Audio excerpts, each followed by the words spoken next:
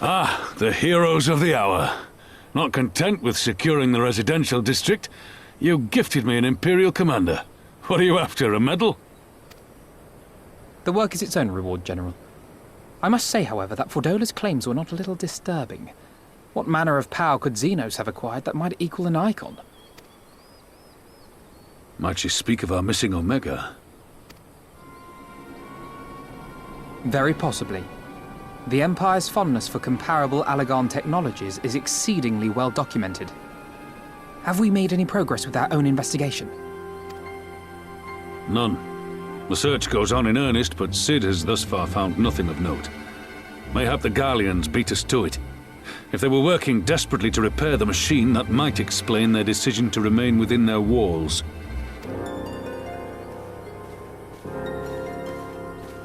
Ah, Lys. I trust you surrendered Fordola into custody without incident. We were just discussing the pilot's claims. About Xenos and his newfound powers. She hasn't said a word on the subject since we rescued Kryl, even when the interrogator asked nicely.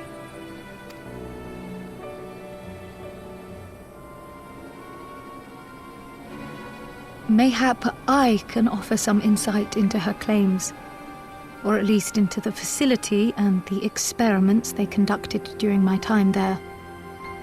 Though my memories of the period are somewhat muddled, there are a few things I remember with painful clarity. Thancred told us only that Fordola had undergone some manner of treatment. Yes.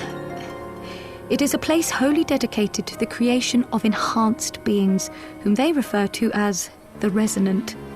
As I understand it, the process aims to imbue a test subject with the qualities of an individual with demonstrated magical aptitude.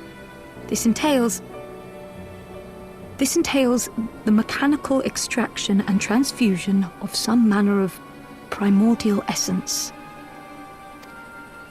So that's how Fordola improved so fast. I knew there had to be something. She wasn't half as strong or quick to predict my attacks when we first met. If it weren't for Oriange's siphon thingy, I really don't think we'd have beaten her. My humble scheme asked far more in the execution than it required in the conception, I do assure thee. Oh, you've got to stop doing that. In calling upon Lady Alisaie after her defeat, I was most intrigued to learn of the apparent effortlessness with which Fordola countered her attacks. 'Twas as if she knew the blade's destination ere its journey began. A most impressive feat under any circumstances, but an almost miraculous one when considered in the context of Fordola's unfamiliarity with my lady's arts. How then could she so perfectly predict an unknown opponent's every move? After much deliberation, I surmised that Fordola may be possessed of a preternatural ability to divine meaning from the fluctuations of an individual's ether and to instinctively react. To employ a metaphor, one might say that she was attuned to the whispers of my Lady Alisaie's soul. Wait, have you not just described a manifestation of the Echo? I had no conclusive proof.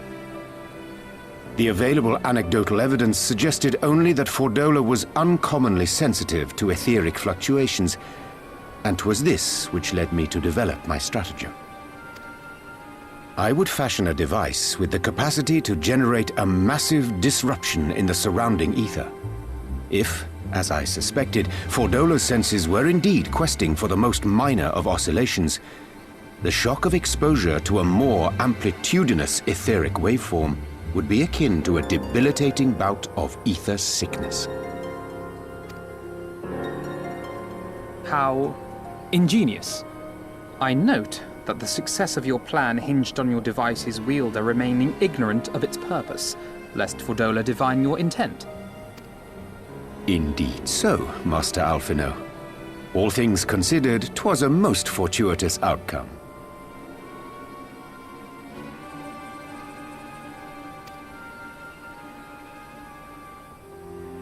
That's putting it mildly. In any event, If Urianger is correct, that would mean these Resonant have been granted the power of the Echo via artificial means. A sobering thought, to say the least, and one which makes me wonder what else Xenos has in store. Whatever the Viceroy's newfound powers, I know of none better equipped to face him. And face him you must. For there is now but one path forward, and it leads straight to Alamigo. And it's not as if we came unprepared. We've got all our friends and allies fighting for the same thing. Honestly, right now I feel like we could take on anyone and win. And I mean anyone.